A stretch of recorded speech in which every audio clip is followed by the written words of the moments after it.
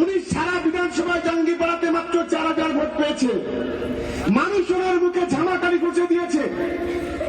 উনি ফুরপুরা শরীফে জিততে পারে না, জাঙ্গিপাড়া বিধানসভায় জিততে পারে না। উনি ভাঙড়ে এসে ভাঙড়ের সংখ্যালঘু মানুষ, সংখ্যালঘু মা বোনেরা, তাদেরকে বোকা বানিয়ে আজকে মানুষকে বিপদে পরিচালিত করার চেষ্টা করছে, ভোটে জেতার চেষ্টা করছে।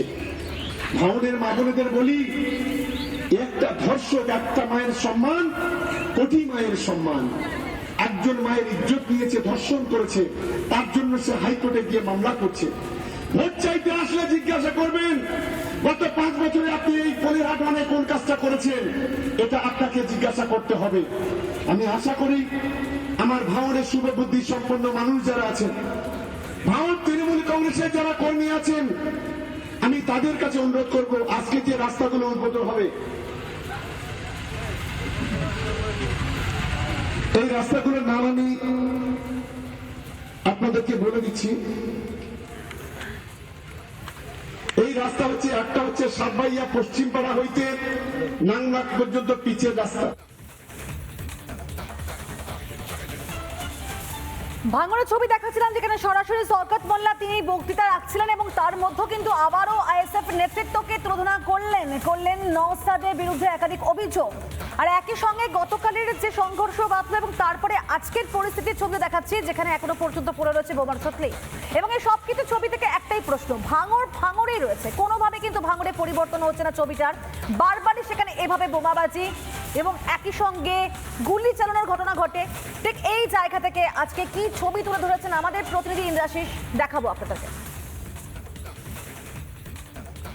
পরিস্থিতি এখনো পর্যন্ত থমথমে রয়েছে এবং ঠিক যে জায়গাটিতে বোমা মজুত করে রাখা হয়েছিল এবং একেবারে যেটা অভিযোগ করা হচ্ছে যে শওকত মোল্লাকে যে এই জমি থেকেই কিন্তু তাকে বোমা ছোড়ার পরিকল্পনা করা হয়েছিল, দুষ্কৃতীরা অন্তত এমনটাই পরিকল্পনা করেছিল। এবং তারপরে এখানে কিন্তু বোমাবাজি শুরু হয়। দেওয়ালে এখনো পর্যন্ত বোমার দাগ একেবারে কিন্তু স্পষ্ট রয়েছে। একাধিক বোমা চার্জ করা হয়েছে, একটি বোমা দাগ, দুটি বোমার দাগ এবং নিচে আরও একটি বোমার দাগ কিন্তু রয়েছে। এই সুতলির দড়ি, একটি বোমার সুতলি, সেই বোমার সুতলি এখনো পর্যন্ত গাছের ওপরে রয়েছে। বিভিন্ন জায়গাতে বোমার তৈরি যাবতীয় যে সমস্ত সরঞ্জাম, বোমার সুতলি থেকে শুরু করে স্টোন চিপ, সেই সমস্ত কিছু কিন্তু এখানে পড়ে রয়েছে। অর্থাৎ যেটা অভিযোগ করা হচ্ছে যে এই জায়গাটি থেকেই, অর্থাৎ পাশ দিয়ে যে রাস্তা গিয়েছে সেই রাস্তা ধরে যখন নির্জন রাস্তা দিয়ে যখন শওকত মোল্লা বাড়ি ফিরবেন তখন তাকে হামলা করা হবে, তার উপর হামলার পরিকল্পনা করা হচ্ছিল। এখনও পর্যন্ত এলাকায় যথেষ্ট উত্তপ্ত রয়েছে এবং যারা তৃণমূল কর্মীরা রয়েছেন, যারা স্থানীয় বাসিন্দারা রয়েছেন, তারা বলছেন তাদের বিধায়ককে এখানে প্রাণে মেরে ফেলার জন্য কিন্তু চেষ্টা করেছেন। কিন্তু প্রশ্ন উঠছে বিধায়কের নিরাপত্তা নিয়ে, যেখানে বিধায়কের কোনো নিরাপত্তা নেই সেখানে সাধারণ মানুষের নিরাপত্তা কোথায়, সেই প্রশ্ন কিন্তু উঠতে শুরু করেছে দুষ্কৃতীরা।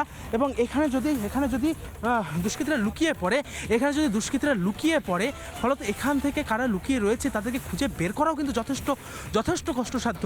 এবং এইরকম জায়গাগুলিতে একেবারে বোমা, তাজা বোমা কিন্তু মজুত করে রাখা হয়েছে। আমি জানি না আমি এখন যেখানে আছি সেখানে কোনো বোমা এইভাবে এখনও পর্যন্ত ছড়িয়ে ছিটিয়ে রয়েছে কিনা, কারণ বিভিন্ন জায়গাতে বোমা মজুত করে রাখা হয়েছে। ফলত এরকম একটি জায়গায় যদি বোমা মজুত করে রাখা হয় তাহলে সেটা কিন্তু খুঁজে বের করাটা যথেষ্ট সমস্যার কারণ।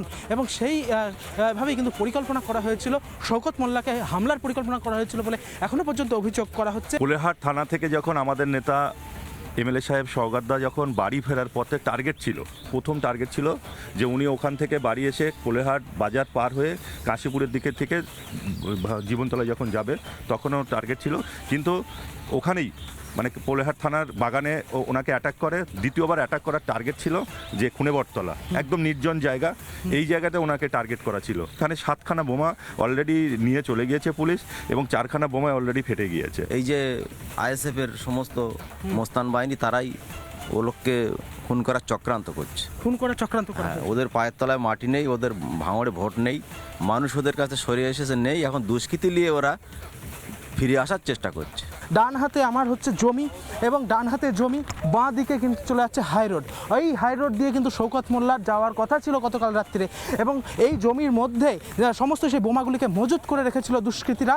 এবং এই যখন শওকত মোল্লার গাড়ি ওই রাস্তা দিয়ে পাস করবে তখনই কিন্তু এই জমি থেকে সেই বোমাগুলিকে চার্জ করা হবে, এমনটাই কিন্তু পরিকল্পনা ছিল। ইতিমধ্যে পলিরহাট থানাতে বেশ কয়েকজন আইএসএফ কর্মীকে আটক করে রাখা হয়েছে এবং বিভিন্ন জায়গাতে পুলিশ তারা টহল দিচ্ছে।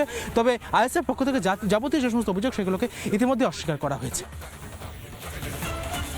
ভাঙড়ের পলিরহাট থানা থেকে তিলকুরমের দূরত্ব, সেখানে ফকিরপাড়ায় ঘনিষ্ঠ খয়রুল ইসলামের ওপর হামলার ঘটনা ঘটে এবং ভাঙড়ে সেই হামলার ঘটনার পেছনে যে সমস্ত বোমাগুলো চার্জ করা হয়েছে তার বলা যায় সূত্রে পড়ে রয়েছে একাধিক, সেখানে বোমার খোল পর্যন্ত পড়ে রয়েছে। এই মুহূর্তে দুটো ছবি আরো একবার আপনাদের সামনে, একদিকে ভাঙড়ের তৃণমূল আইএসএফের সংঘর্ষের একাধিক ছবি এবং সেই প্রমাণগুলো দেখাচ্ছি আপনাদেরকে। দেখুন, দেওয়ালের মধ্যে রয়েছে বোমার দাগ, অন্যদিকে বোমার সুতলি পড়ে রয়েছে, বোমার একাধিক অংশ সেখানে পড়ে রয়েছে এবং তৃণমূলের তরফ থেকে পরিষ্কার দাবি করা হচ্ছে যে শওকত মোল্লার ওপর এভাবে তাকে মারা চক্রান্ত করেছে এবং সেখানে দায়ী হচ্ছে আইএসএফ নেতৃত্ব। নওশাদ সিদ্দিকীর নেতৃত্বে তারা হামলা চালায় এবং তাকে মারার জন্য বড়সড় চক্রান্ত করা হয়েছে।